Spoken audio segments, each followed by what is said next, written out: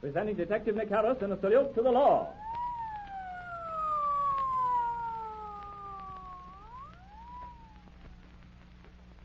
Ladies and gentlemen, we bring you Detective Nicholas B. Harris, chief of the internationally known Los Angeles detective agency bearing his name, in one of his dramatizations of true-life crime stories, proving to the youth of today the folly of committing crime.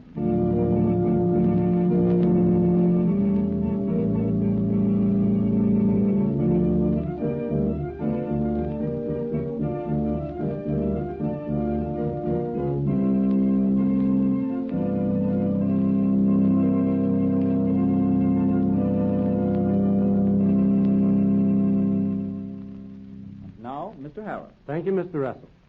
Ladies and gentlemen, time and again I have repeated the statement that crime does not pay, whether the criminal is one who has committed murder or petty larceny. Still, he cannot win against the combined forces of a decent social order and the law enforcement officers.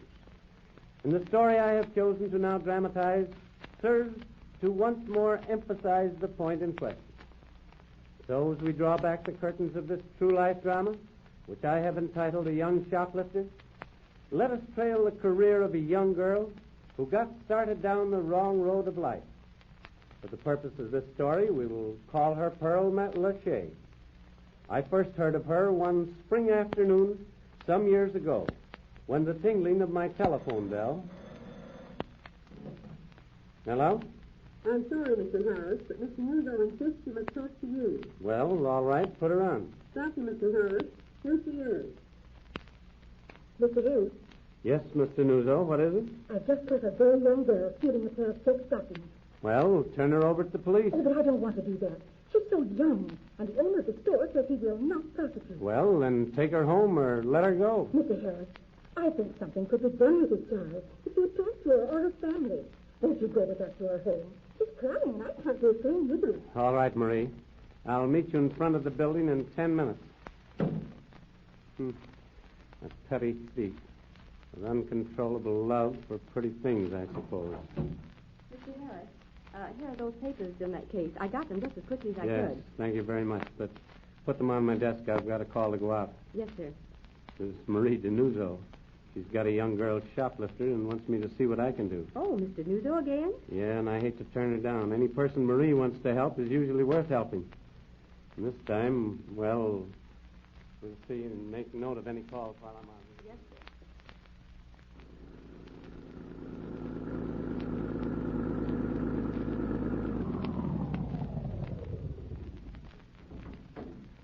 All right, Pearl.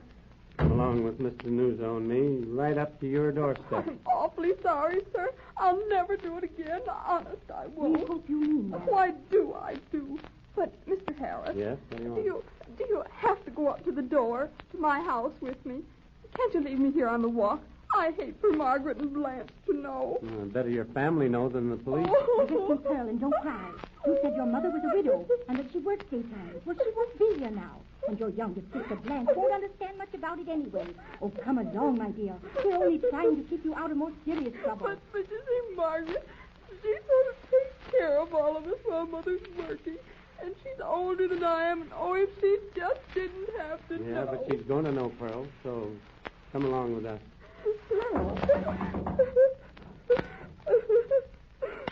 Pearl, what's the matter? Why, you're crying. Oh, Margaret. Your name is Lachey, Margaret Lachey? Yes, who are you people? I'm Marie DeNuzzo, Special Department Store Operator. This is Detective Harris. Oh, We're just bringing your sister home. Yes, Miss Lachey, instead of taking her to jail, jail? she was caught stealing a pair of expensive silk stockings. More expensive than I imagined she could have paid for. Pearl, come into the house. Margaret, don't be too hard on me. I didn't mean to. I didn't. Get into your room and stay there. Oh. Just you wait till Mom gets home. She'll give you a good licking that you won't forget. I'm sorry we had to do this, Margaret. Oh, I'm sure that Pearl will never do anything like this again. Miss Lachey, it's because we hope she won't. Because we hope that this scare may be the only lesson she needs that we brought her home to you. Now, the responsibility is mostly yours and your mother's. Come, Mr. Nuzzo. I've got to hurry back to the office. All right, Mr. Harris.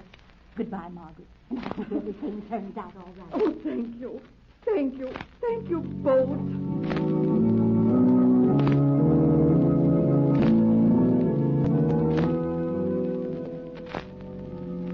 Months pass, and all thoughts of Pearl Lachey, the young shoplifter, have vanished. However, one afternoon in the late fall of the same year... Mr. Hempstead, you asked me to come down here to your store. What do you want to see me about? Well, Mr. Harris, I have a cashier whom I believe is taking money from us somehow. So far, I haven't been able to actually catch her at it. I have strong suspicion. I wonder if you'd shadow her and see if there's anything to it. Surely, Mr. Hempstead, where'll I find your suspect working? It's the main floor at the cashier's box, along the hosiery counter. Very well. I'll go outside now and come back in from the street. I'll simply be a shopper. Understand, Mr. Hempstead?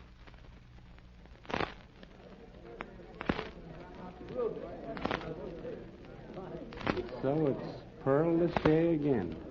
Well, I'll have a little chat with her and see what...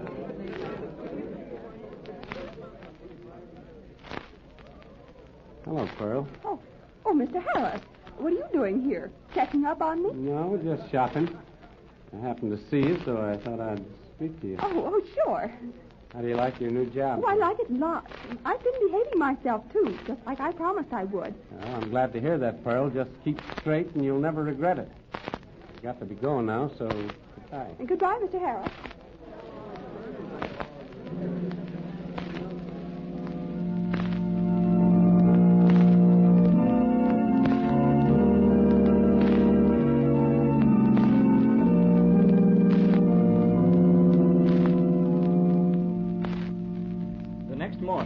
Department store had a new clerk, Mrs. Lillian Brooks from the Harris office, and this special operative noted that Pearl Lachey forgot to ring up several sales. However, as yet, Lillian Brooks hadn't discovered the girl's method of making away with the money not registered.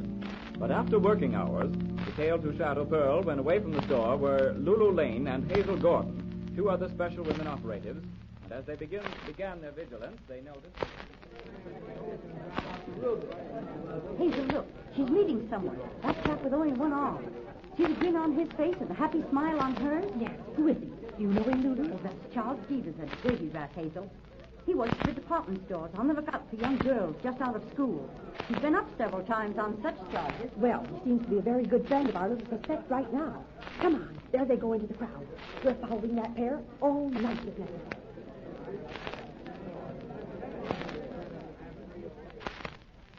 The following morning... Hello? Mr. Harris, this is Hazel Gordon. We trailed Pearl Lachey nearly all night. She didn't go home until almost 4 this morning. Anything else, Hazel? Yes, she's going with Charles Beavers. They hit all the night spots there's time for her. Dancing, drinking, all the rest. Then he took her home to a new place where she seems to live alone. No clues yet. Okay, keep right after. And the morning following that... Yes? What is it? Hazel Gordon again, Mr. Harris.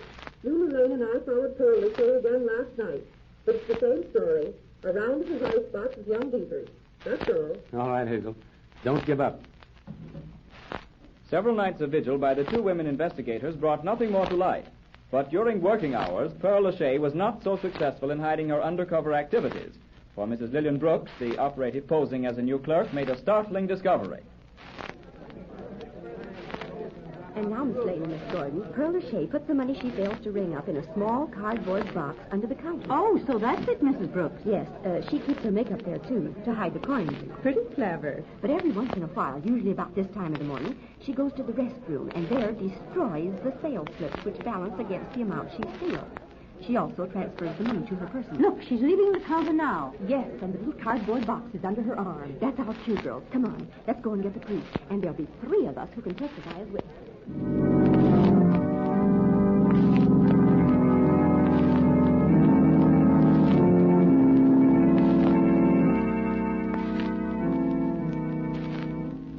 Mr. Hempstead, so you refuse to prosecute? Yes, Mr. Harris. That girl, well, blame it. She's a darned young one. We'll let her go. She can't work here anymore. No, sirree, she can't do that.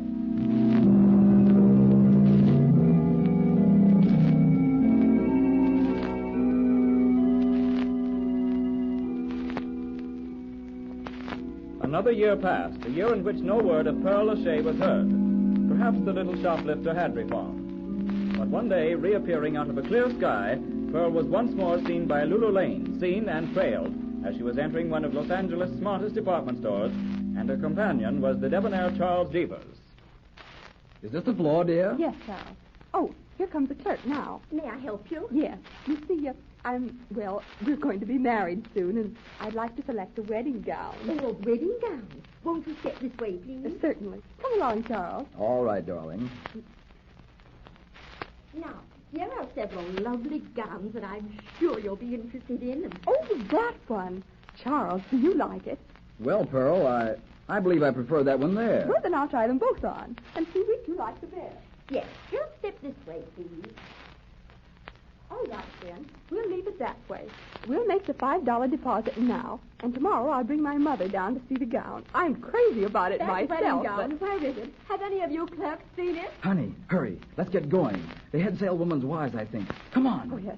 We'll be back tomorrow. Goodbye. Thanks to me. Miss Harper, have you seen that gown? That pearl-trimmed wedding gown? Oh, it's gone. Why, it was there, in the dressing room, just a moment No, ago. you must be mistaken. It's nowhere to be found. And I have a customer ready to take it. A debutante, one of our most important customers.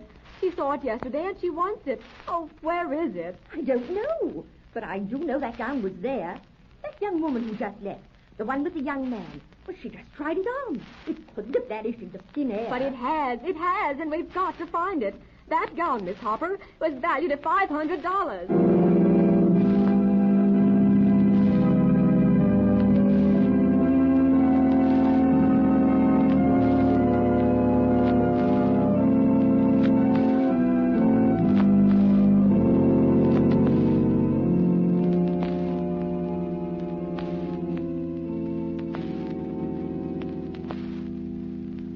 And so, ladies and gentlemen, you may guess, and rightfully enough, that Pearl Lachey stole the wedding gown valued at $500. But how did she do it? And how was she caught with the goods upon her own person? Well, remember, Miss Lula Lane saw every move of what you have just heard enacted upon our radio stage. And therefore, but suppose we bring you the conclusion of this story next week, because there's a strong moral lesson yet to be pointed out in the case of Pearl Lachey. Thank you, Mr. Harris.